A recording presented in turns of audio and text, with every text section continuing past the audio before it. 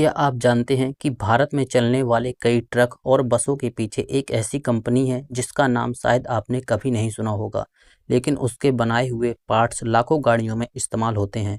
इस कंपनी का नाम है ऑटोमोटिव एक्सल्स और इस कंपनी का मार्केट कैप करीब 2600 करोड़ रुपए है।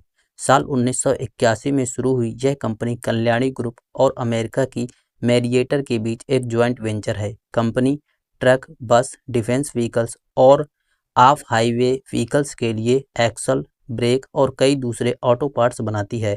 आसान भाषा में समझें तो एक्सल वही पार्ट्स होता है जो इंजन की ताकत को पहियों तक पहुंचाता है और इसके बिना ट्रक या बस चल ही नहीं सकती।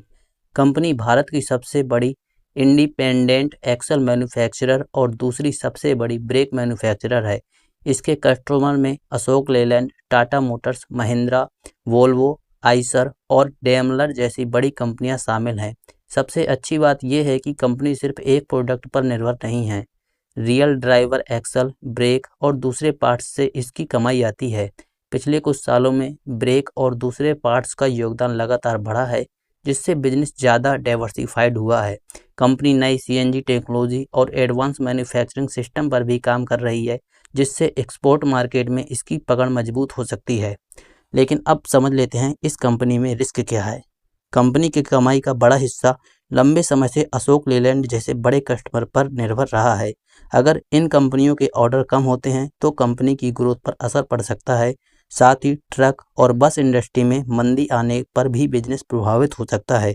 कुल मिलाकर ऑटोमोटिव एक्सल एक मजबूत ऑटो एंसिलरी कंपनी है जिसके पास बड़े कस्टमर, मजबूत टेक्नोलॉजी और कई दशकों का अनुभव है। अगर कमर्शियल व्हीकल सेक्टर में ग्रोथ जारी रहती है तो कंपनी को भी इसका फायदा मिल सकता है। आपको क्या लगता है, क्या यह कंपनी आने वाले सालों में और बड़ा खेल दिखा सकती है? कमेंट करके जरूर बताएं। दोस्तों, ये वीडियो केवल एजुकेशनल पर्पज़ के लिए बनाया गया है।